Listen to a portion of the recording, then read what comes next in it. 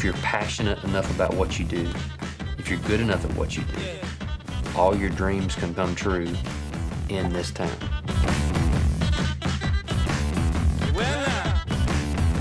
No matter what kind of music you make, there's a place for you here that you're gonna be liked and loved.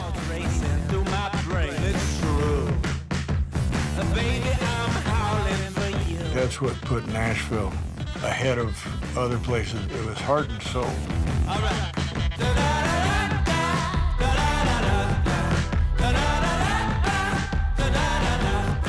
There's been this massive convergence of musicians from all around the world. There really are no parameters, you know, there are no walls. You can do whatever you want to do in Nashville.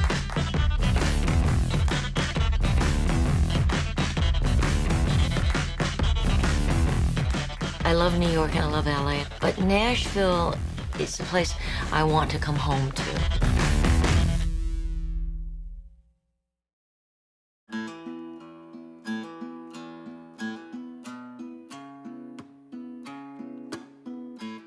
Nashville has always referred to itself around the world as Music City, and I think we will forever be known as a country music capital of the world. But Music City, if you look at it from a distance, that's a broad term.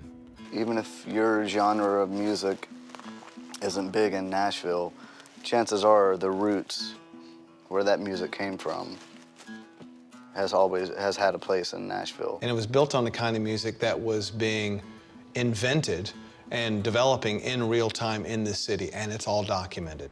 I got a crown up in the kingdom, in that good news. In that good news. I got a crown up in the kingdom, in that good news. In that good news, I'm gonna lay down this world, gonna shoulder up my cross, gonna take it home to my Jesus. In that good news, good news.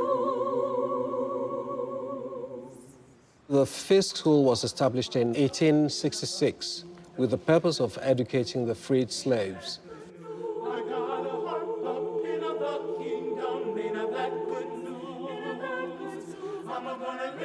The burden of being a Jubilee singer is heavy. It's very heavy because it comes with so much history. When the school was running out of money and was about to be closed, they traveled all over the United States and raised $20,000. Everybody listened to opera. Then comes the Negro spirituals, creating an entirely new form of music, an entirely new form of art, and then taking that art all over the entire world. And it started here, in this very building. Good news, my Lord. You'll hear the music of old-time fiddles, the singing, dancing, and fun of America's greatest tradition in entertainment. The Grand Ole Opry, live. I think if you really go back to where it all began, I think we owe a lot to an insurance company, believe it or not, the National Life and Accident Insurance Company, who owned radio station WSM, which stood for We Shield Millions. And when WSM started a show on Saturday nights called the WSM Barn Dance to start with, and then later when they called it the Grand Ole Opry for the first time, it kind of put roots down here. It wasn't, we're gonna be the country music mecca of the world. They're trying to sell insurance, you know, but it caught on.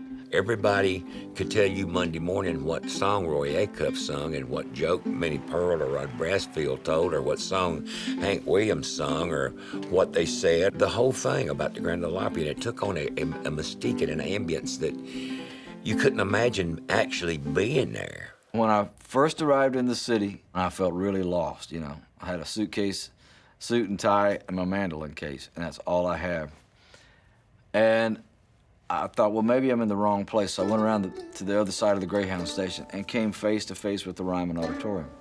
And it almost made me cry because that was the place that I had listened to music come off of that stage and went straight to my heart with a 50,000-watt era behind it, you know?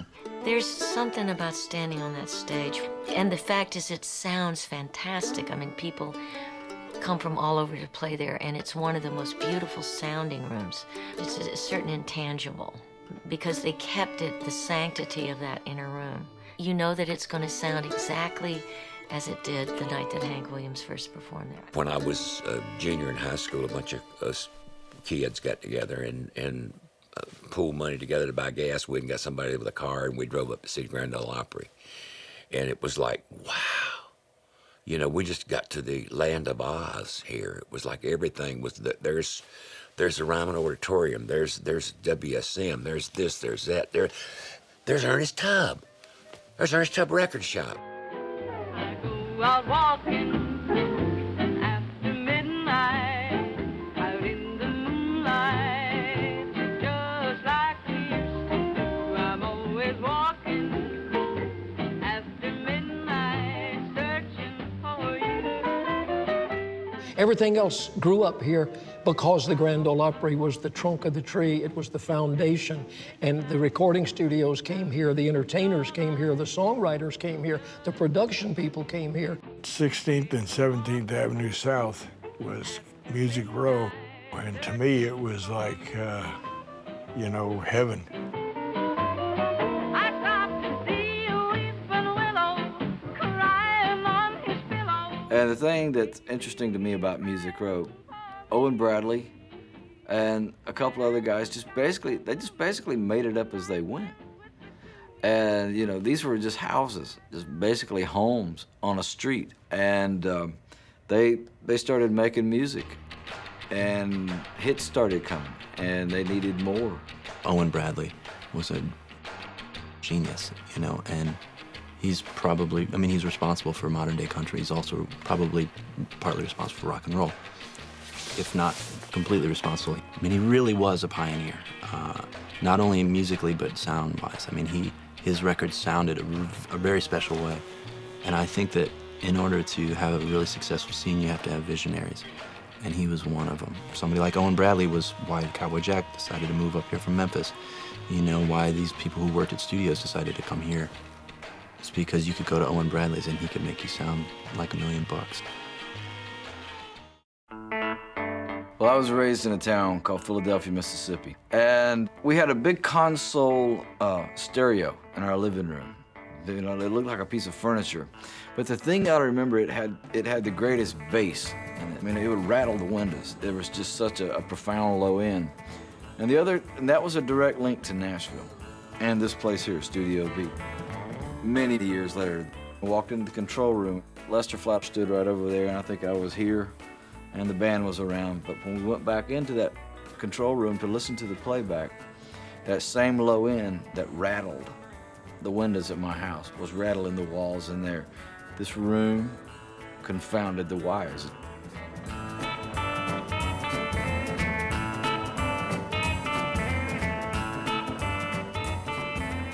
It's a $30,000 Brico block building with some tile on the wall.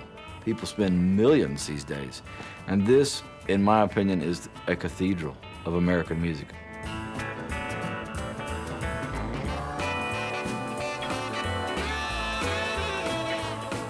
Some of the most notable people, master architects, musical architects that have ever stood before, you know, the light that stood in this room. That was 40 years ago, and I've never looked back. The history of Nashville is very much intact, and you can feel it. I mean, you can feel it when you're in the Ryman, you can feel it when you're walking the sidewalk on Broadway. I mean, you can feel it in so many different parts of town. Wherever you are, you're reminded of people that have come before you. But there's always room to grow and to write that next song. I hear something hanging on the wind. I see black smoke up around the bend. I got my ticket and I'm going to go.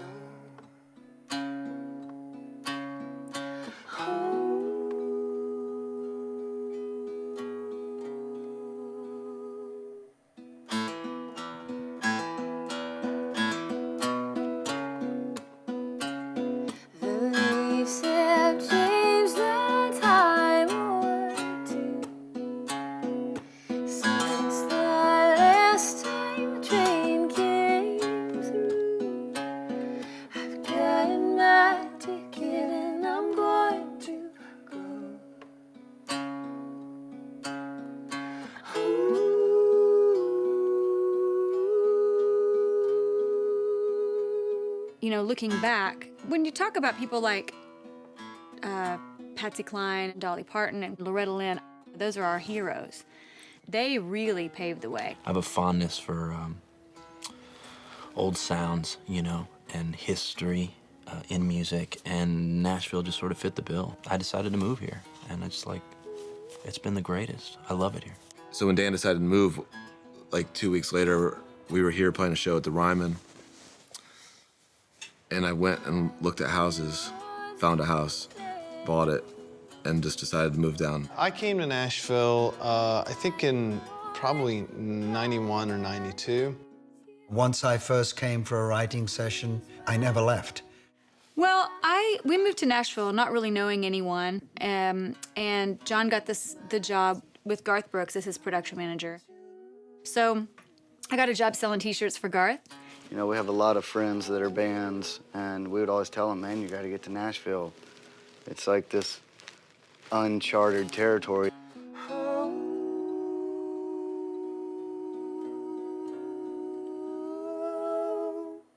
I came to Nashville with a $20 bill and a clutch out of my car.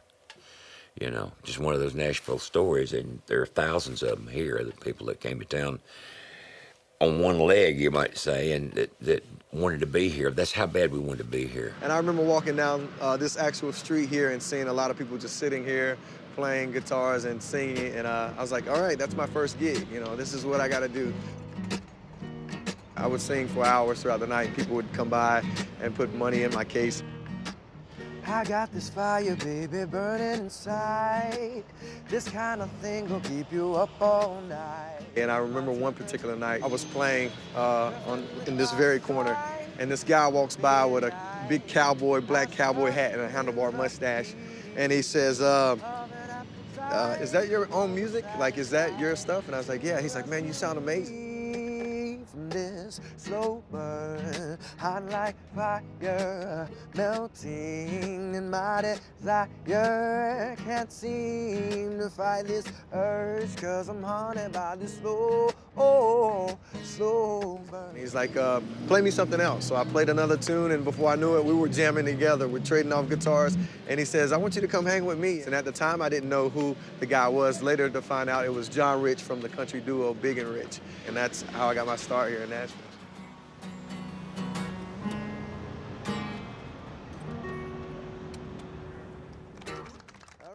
Johnny Cash was such an inspiration to me. I've never met anybody quite like him. For years, I'd been his janitor at the recording studio, and I figured I would get his attention. I landed a helicopter on John's lawn. I almost landed on his house, but he wasn't even there. His groundskeeper came and picked up the tape that I was bringing. Then John made up this great story about how I landed there with a bottle of beer in one hand and a tape in the other.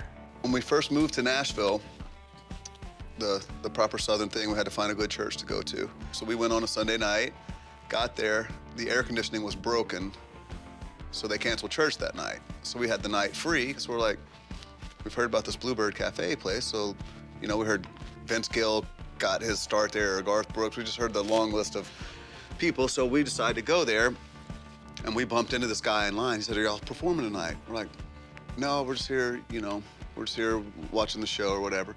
He's like, well, I'm a guitar player, so if you guys ever need, you know, a guitar player, let me know. We got his info. And at that time, we were just writing and singing a cappella, and that's how we found someone to put music to our lyrics, and then we ended up going back there and playing with that guy. So I would say Bluebird had a huge impact on the start of the band, and having to go there and sing at 7 a.m., 8 a.m. just to make the cut is a pretty brutal thing, especially just two guys with their voices, but we made the cut. You go down to the Bluebird and see people, you know, showcasing their songs, a lot of great musicians, and people that become really good friends. This is the place that people come to write songs. As we all travel the world and we write in other great cities like Los Angeles and London and New York and Miami and all kinds of places, I think this is kind of globally recognized as sort of the epicenter of at least song crafting. I know the day that Craig Wiseman and I wrote Live Like You Were Dying, I mean, we didn't have a clue we were going to write that song that day. And I was telling Craig a story that I'd heard the day before about a friend of ours who'd had a health scare. I was just relaying the story, not thinking one thing about a song. And that reminded Craig of a story he'd heard on NPR about a woman who'd been diagnosed with cancer. And she said before she died, she wanted to go mountain climbing in the Rockies. And we started, talking about people, when they're faced with some sort of crisis, they respond in this really, cool, unique way. He said, I was in my early 40s with a lot of life before me. When a moment came that stopped me on a dime. He said, I spent most of the next day looking at the x-ray, talking about the options, talking about sweet time. And then we ended up getting it to McGraw, and he recorded it. And I think his dad, Tug McGraw, at the time was battling a terminal illness, and I just think he took it to a whole another level. I went skydiving, I went Rocky Mountain climbing, I went 2.7 seconds on a bull named Fu Manchu, and I loved deeper, and I spoke sweeter, and I gave forgiveness I've been denying. And he said, someday I hope you get the chance to live like you were dying. The power to seeing 20,000 people sing my song, along with, I've also seen a handful of people be moved at the Bluebird. I mean, it's unbelievable that, especially when you've held the pen. It's that awkward, what's going to happen here kind of moment when you start to write a song. You got a blank sheet of paper looking at you, and what are we going to put on it? And so we kind of started tossing around some thoughts, and Gordy said, I got one idea for a title. It's called When Jesus Takes the Wheel. And I immediately laughed. I thought, well, that's about the silliest thing I ever heard. And Hillary kind of chuckled, and we kind of tried to get our heads around that for a minute and moved on to something else. What do you think? Well, let's talk about some other titles. That one, I'm not sure about that one. She had a lot on her mind and she didn't pay attention. She was going way too fast. Before she knew it, she was spinning on a thin black sheet of glass. She saw both their lives flash before her eyes. She didn't even have time to cry. She was so scared. She threw her hands up in the air. The song, the reason that they're powerful is that they get immediately right to your heart and to your soul, and that's what changes the way you are. Music can heal, it can make somebody feel like they're not alone, it can make somebody happy, it can take you back in time to where you were when you first heard the song. I mean, it's just a really powerful thing. These people come up to me and they would sit there and talk about this song going, you have no idea that song that you wrote that came out in 1991 completely changed my life. And you're sort of taken back by it, just going, wow, that's amazing. Jesus, take the wheel and take it from my hands, 'cause I can't do this on my own. I'm letting go, so give me one more chance and save me from this road I'm on. Jesus, take the wheel. We always wanted the song to be the best thing and then go from there. That's how the band was formed. It was like, well, we have a handful of songs that we think are pretty good. Now we just have to learn how to play the instruments so we can play them ourselves. And so then as soon as you start picking up an instrument with us, we just kind of play around each other. And it's like, well, that's good, so I'm gonna have to come up with something that's as good as that, and then he'll do it, and he'll do it. And it never gets old. When you're up there and you see the connection with the crowd and you see people singing it back to you, it's like, wow, that's the song that we wrote in the garage.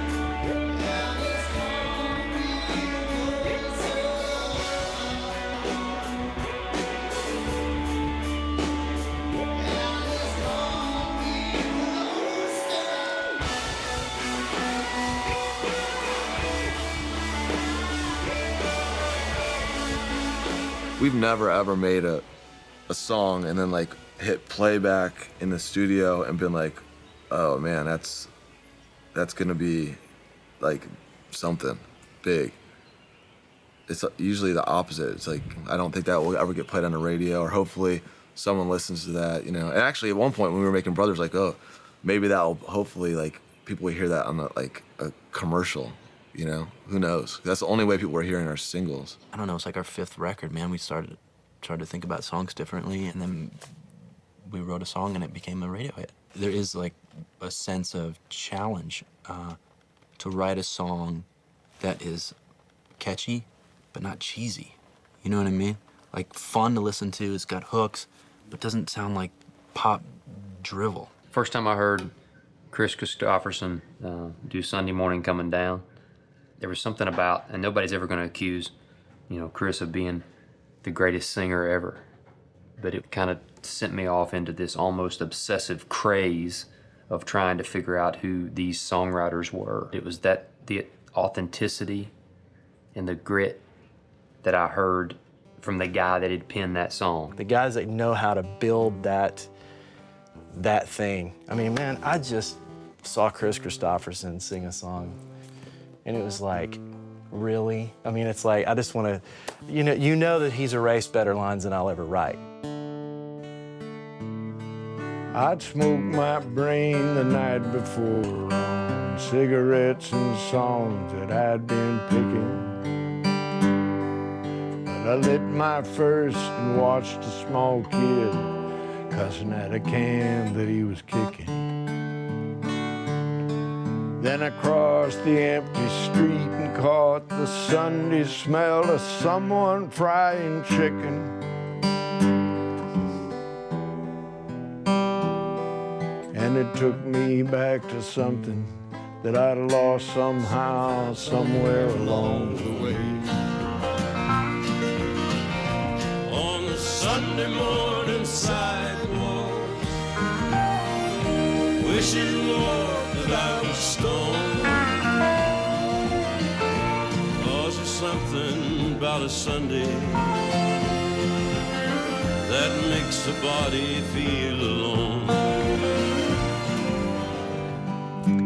And there's nothing short of dying half as lonesome as the sound on the sleeping city sidewalks. Sunday morning coming down.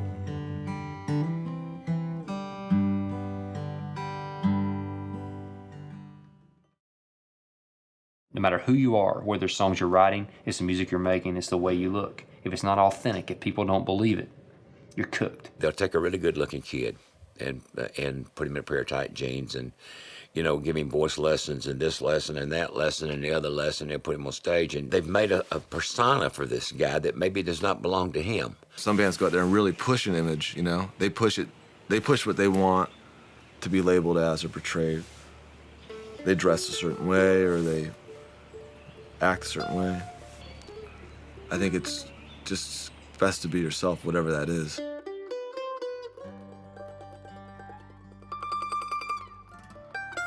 My old friend Johnny Cash, 1956, he was coming out with I Walk the Line, I think. That song, and it was a big hit, and he says, brother, I think I'm gonna need suits for the road. I have 50 shows to do. And I made him up, send them to him, and he gets on the phone and says, "Brother, what happened?" I said, "What do you mean?" He says, "Well, I got the suits. How come they are all black?" I said, "Because that's the way I picture you. You're a kind of a sinister person. You have that persona, that aura about you." And sure enough, I would say about 4 or 5 months later, he said, "I want more clothes. Just go ahead and make me whatever you want." He says, "By the way, we're not discussing the color anymore from now on." And that's how Johnny became the man in black. Well, you wonder why I always dress in black, why you never see bright colors on my back. Style is a product of your limitations. Otherwise, we just had music, and everybody would be able to sing everything in the same style, the same way, and it would be nothing. You know, it would just be a wall of sound that had no emotion. I basically had a folk-sounding voice, but through singing country music, I came up with my own unique sound. So the blend of the two. But then I just was determined. I just wanted to sing the songs that I wanted to sing. I've always loved the song. Trouble, we have known trouble in our struggle just to get by. Many times the burden's been heavy, still we carried on side by side. And I love that line in L.A. I saw a bumper sticker that says, "Welcome to L.A., pick a decade and fit in." Nashville's pick a genre, fit in. So that's what it's about. Play what's in your heart, and it'll take you to the right place. Have you noticed how much more the scene is changing, or how much bigger it is? I mean, I remember like when I went off to college, and people were still kind of like, "Oh well, Nashville, where's your like your hay thing in your mouth and your banjo?" I mean, and then no one said hey, did they? They did. Whoa, oh, all right. You know, I feel like the impressions definitely changed a lot. Now it's kind of funny right now. It seems like the place to go. I mean, if you're a musician, a songwriter. And I'm running on fumes, trying to make it through, trying to get back to you. I know I gotta make it soon. Yes, I do.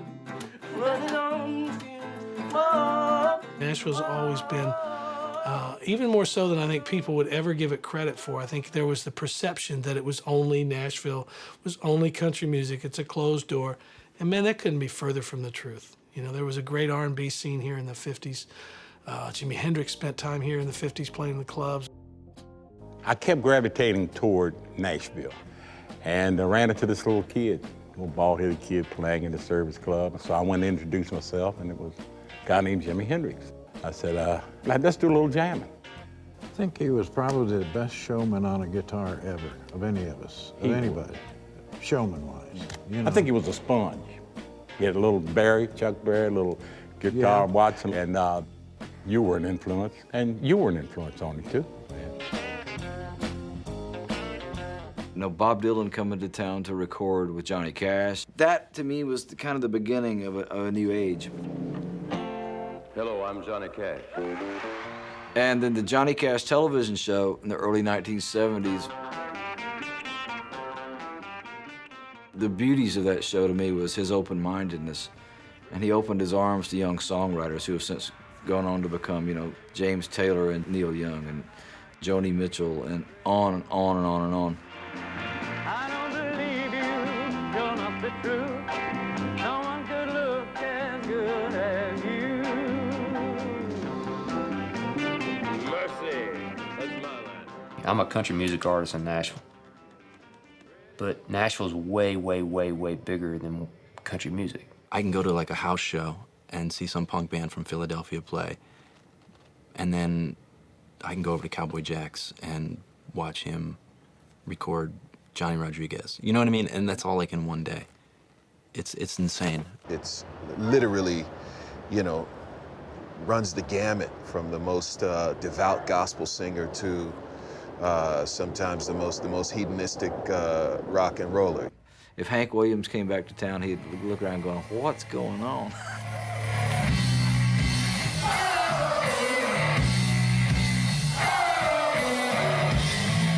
I just think that there's that many different types of creative personalities that are coming to this town, so that obviously affects what kind of music the town makes. I feel like I'm not as cool as a lot of the kids walking around here. It's like, wow.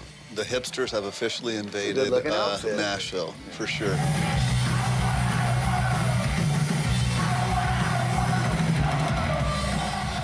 You know, it's interesting, since I moved here, you know, Jack White is making records here.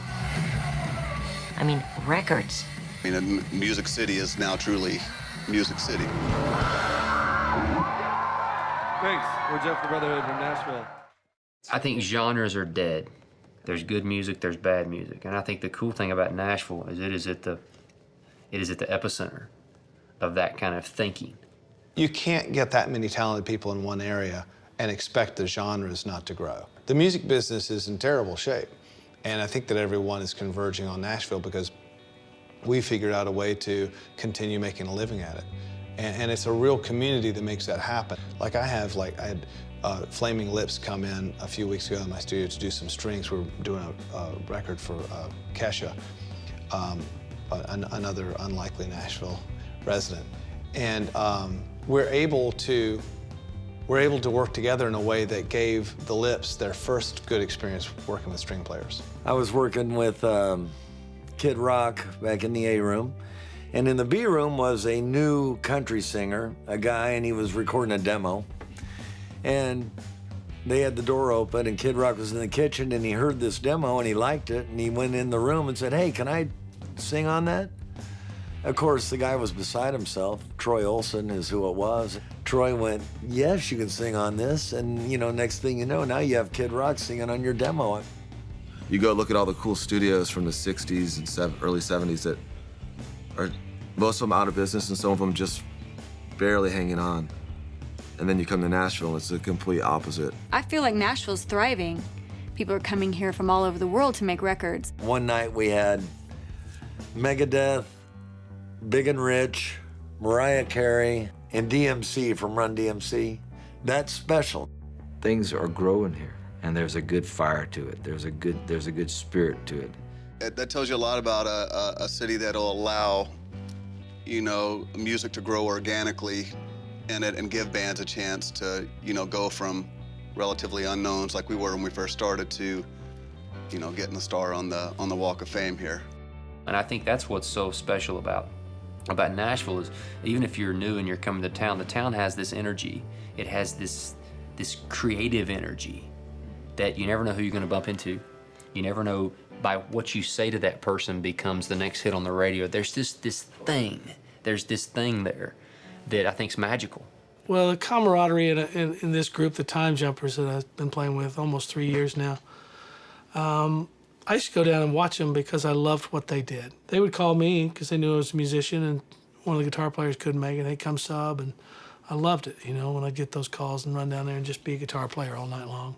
It was just for the sake of playing music. There was no money in it, no future to speak of in it, you know, all those things. I just loved saying, hey, let's go play down here at this little club on Monday nights and play the music we love. I love Karina, tell the world I do. I love Karina, tell the whole world I do. I can't wait till Karina says that she loves me too. You can go out to a club to hear a band, and you really don't know who might just show up that night. That's right. And it's kind of like expected that whoever's local in town, you know, that's performing, you know, for 20,000 people somewhere might just show up about 11 or 12 o'clock and set in. Yeah, you can go out on any given night and see, you know, some great musicians and maybe even some really famous ones, particularly because it's just about the music here. Because all these guys go out and make their living. You know, when they're here, they're home. People are always very impressed when they see these singers actually sing live in a very informal setting. I've heard people say that all the time. It's like, wow, I was in Nashville and I saw this little thing at Douglas Corners and could not believe how talented they are. Well, they're sick musicians and sick singers. They're just fantastic.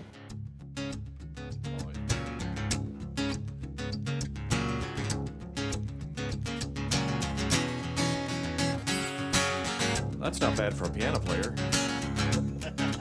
The great players here are multi-talented. Oh, yeah. And they can go up and play with the best of the jazz guys, or they can go down and play with the simplest country with two chords or three changes and do it. Or they can play all over the place.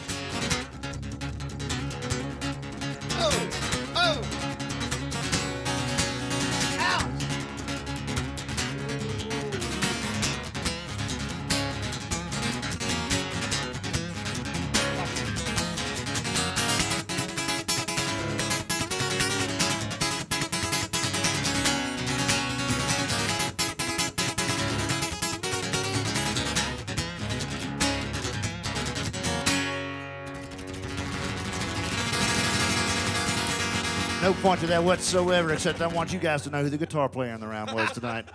We know that already.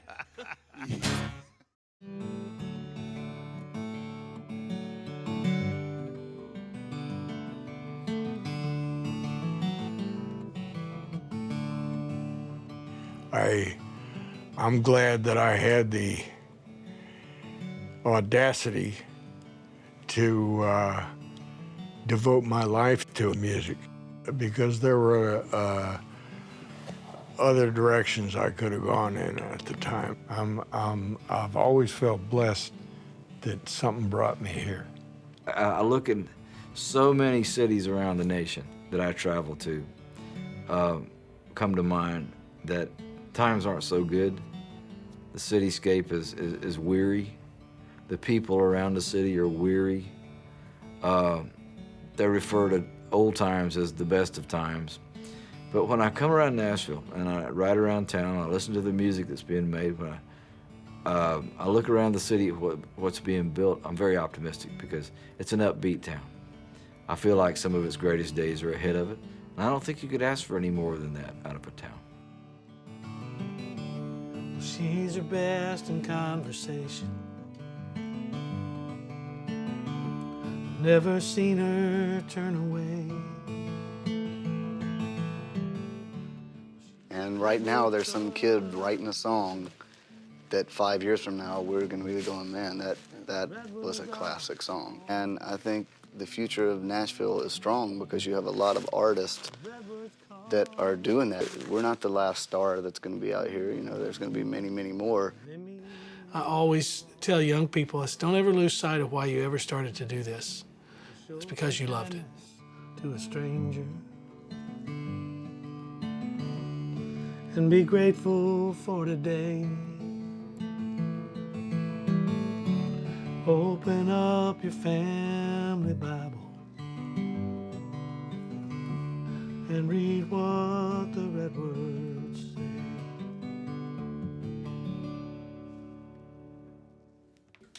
And the crowd goes wild. I mean, I just hope that it continues to flourish, and you know, as long as you can come here, be surrounded by artists and musicians, and just be able to make music. I mean, what else could you want? For me, anyway.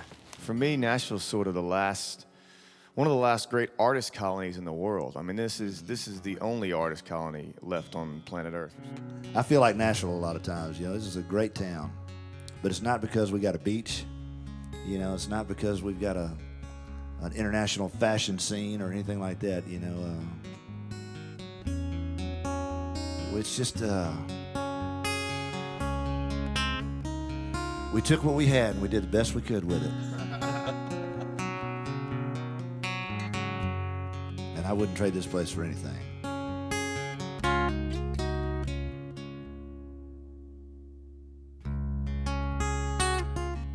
I can't imagine living anywhere else. I've always told people that it's going to take an act to the legislature to get me out of here because I ain't going nowhere. I'm here for the rest of my life. I never was the biggest or the fastest guy. never hit a home run when the game was tied. I knew from an early age I wasn't gonna be a doctor or the CEO of anything, so I sang. It's because it's the place that it is and the people it is and the lineage that it has, and it just goes on and on and on, attracting new talent, you know. It's been a migration to Nashville now for 20 years. It's not new, but it's just now really kind of hitting a critical mass. So I sang.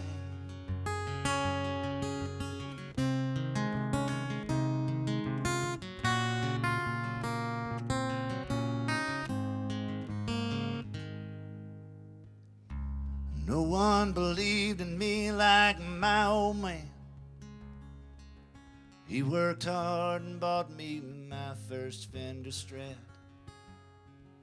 When the angels called him home, my mama asked if I would speak, but there were no words to say how much he meant to me. So I sang.